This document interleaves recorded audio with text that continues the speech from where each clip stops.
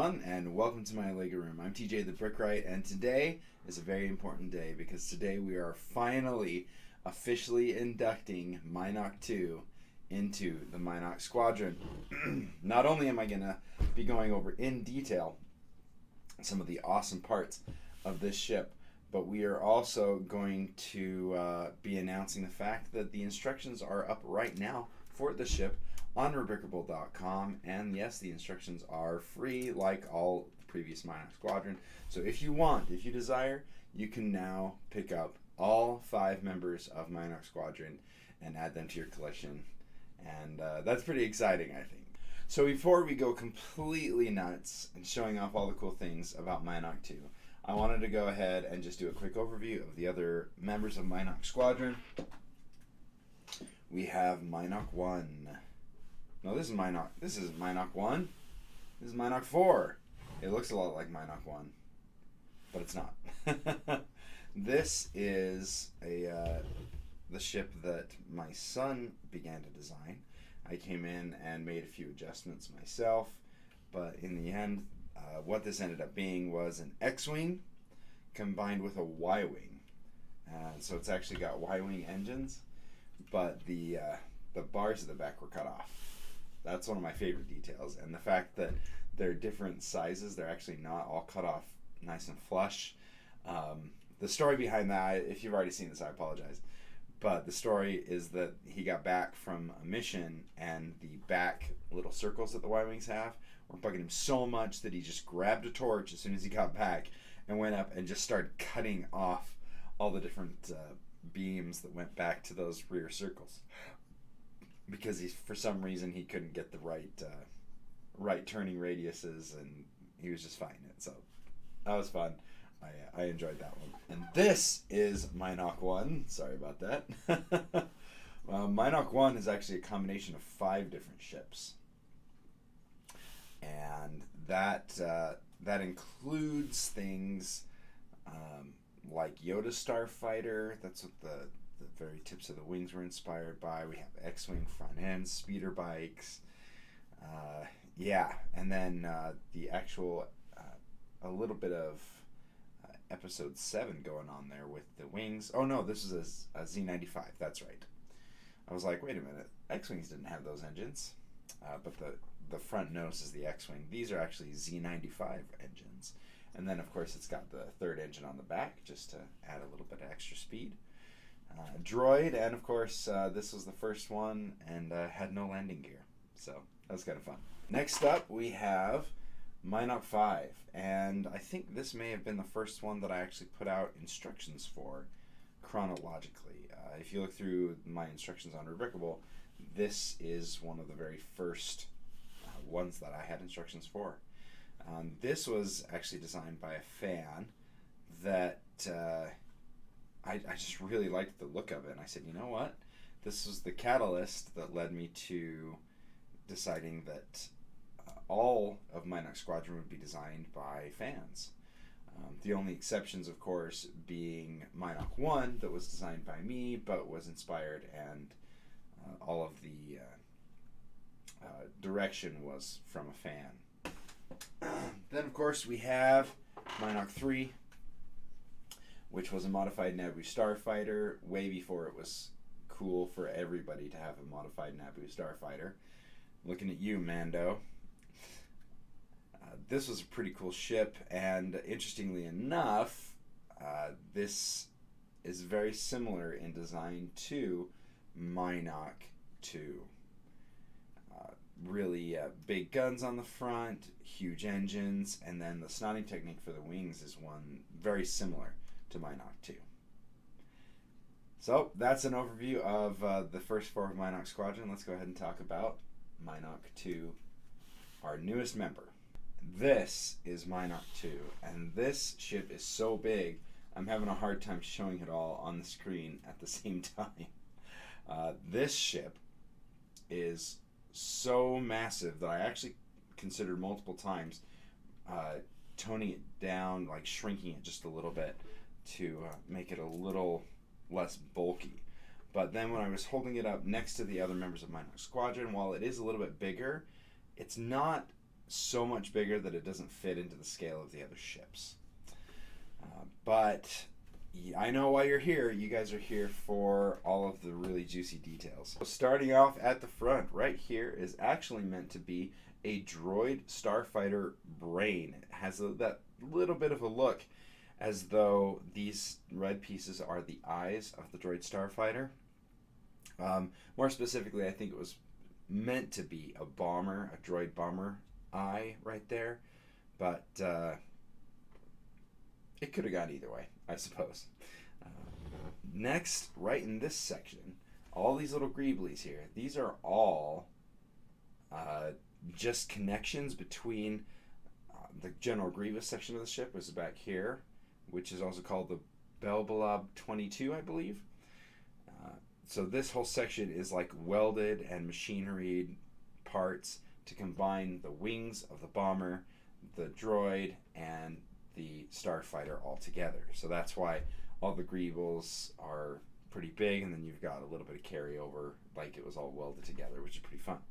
We've got a couple of lights up here, I believe. At least I'm pretty sure there's supposed to be lights. Powered by a couple of simple cables, just to give a little bit of extra light to the pilot. The wings themselves, I'm actually missing a couple of parts that I had to scavenge recently, but they're supposed to be just some 1x2 slopes right there, and they are in the instructions. But the wings are actually held in by a horizontal Technic beam, and I've gotten a little bit better since Mynock 4. Mynock 2 is much tighter on the connections between those, so I think it's going to be a lot more sturdy build. The wings themselves are very much designed after the, let's pop that off here and you can kind of see the wider design. Oh, that's another thing too. I lost one of my laser cannons, so I'm gonna try to put it back on one-handed. You guys get to sit and watch me struggle for a second. Sorry about that. There's supposed to be 2 laser cannons here, one of them with a red stripe. The instructions, I actually made them all the same, all with red stripes. Again, I apologize. I'm not sure what happened to some of these, but a lot of the parts ended up coming off from brick slopes on the way home. So there we go. You have the upper and lower sections, the lower section being much, much longer than the upper section.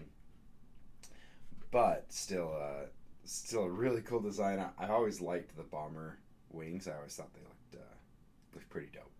Now with the wing off and taken off real quick, you can actually see this engine. And most of the engine is pretty simple. I believe in the instructions I just doubled up that piece rather than using these other ones as well. I ended up having to use these multiple pieces because I ran out of those other ones. But the part that's the coolest about this, there's two sections. One is the front intake. If you look right there, it's got just a single tile that's vertical inside. I didn't think it would fit, but thanks to the tiles having that little groove on the bottom, it actually slides right inside there and works perfectly and kind of wedges itself into the studs, which is pretty sweet. Then of course the other major part is those back fins. So if we pull in close and look at those, you can see that they're made up of 3 different parts. You've got the fin itself, and you have this little bar receiver for a clip, and then these new, I'm not even sure what these are called, but they're little, I think they might even be pneumatic coupler kind of things. But I think they're fantastic. They look really cool, and you can use them all over the place. But that little combination all around the engine gives it a really cool finial look, which is pretty awesome. The instructions don't have a what is it called, the exhaust, like a colored exhausting on the back like the other ones do. I didn't even notice it until I had already uploaded it, so it's gonna take a little bit. I may release some updated instructions in a little bit, but you're welcome to pick any color you want to put across both these sides. And then at the back are some additional engines as well. Obviously, I've used the Millennium Falcon piece there because I ran out of these 2x2 cones in light bluish gray, except for the Millennium Falcon microfighter piece, which gives a little bit of character, right? Jared, we'll go with that. Since we're moving backwards across it, another couple things I want to mention. There is a ribbed section here that is just really cool looking. I think you use 1x2 curve slopes and then just nothing to give it a kind of ribbed skeletal look, which I thought was really cool. But then on the top you've got all these. On the official instructions, I did use 2x2 curve slopes instead of the 1x2s. I was out of 2x2 curve slopes when I built this for brick slopes, so I had to use what I had. Coming back here, another part that I really enjoy is these little greebles on the side, and they're actually put together using some techniques where not everything completely matches up as you would expect Lego to do. Some of it's a little bit different and is offset, but it actually works out perfectly and it looks really cool in the end. I especially like the underside tiles here and the hinges that you use to make them.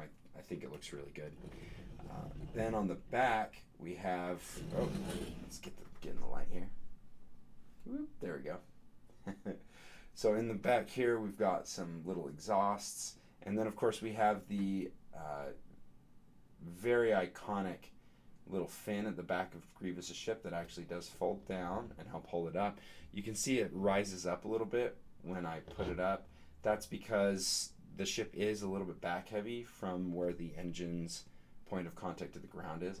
So if you have this displayed, you either want it up on a stand, or if you've got it landed, go ahead and stick that down so that it helps release some of that tension and pressure off of the wings. Then let's move up to the cockpit. Now this is one of the parts that I was really excited to build and see how they did it, because this slides forward extremely smooth and there's tons of room to be able to pull the minifigure out. So it just looks so good and it works so well. And when you close it up, it's only one tile lower here, which is incredibly good. It reminds me a little bit of the Mando N1 Starfighter modification that I did, where you can slide the cockpit forward, but I think this is even more beautifully integrated, partially because you've got these black corner tiles that they included that match up perfectly with that cockpit right there. It's just a really, really clever way to make it look even more integrated and more deliberate. And the sliding mechanism, it looks great when it's open because it's just nice and dark and black underneath, so it hides it. And then when you slide it back, it's just got that one indent, which almost doesn't look like it can slide. It's such a good job. Luke did a great job. Luke and Thrawn did a great job. I'm not sure who came up with that mechanism, but great job. All right, and that is pretty much it. There is plenty of room on the underside to mount weapons, to mount like missiles and things like that. You can attach them onto any of these underside of studs, or add them underneath here in between the ribs. I didn't include any because I ran out of parts and time, and they're pretty cool. I'll see if maybe I can get some of those up at a later date. But in the meantime, you can be like the Rebels and scavenge your own missiles and rockets and stuff like that. So from the original design, I've made a lot of changes. Obviously, if you look at the contest itself, you can see I've done a lot of color swaps, including switching the red and black on the wings, as well as a few structural components that will help it stay together a little bit better. I think other than that, we were able to keep the ship pretty much exactly how it was in the original contest. I tried to keep as many of the unique portions of the build so that people who voted for it wouldn't look at this and go, well, that looks completely different, even though there are quite a few differences. Number one, the colors, of course, but then there are a few additional cosmetic changes as well. Some of those were done because I couldn't get parts, but most of them were because I didn't feel like certain parts were structurally sound. If you want to swing and swoosh this thing around, it does go pretty good.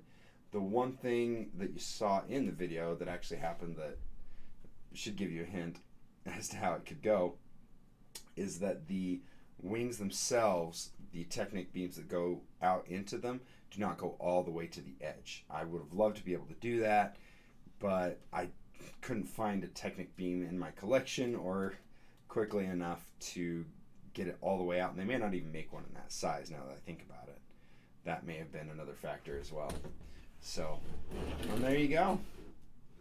Mynock 2.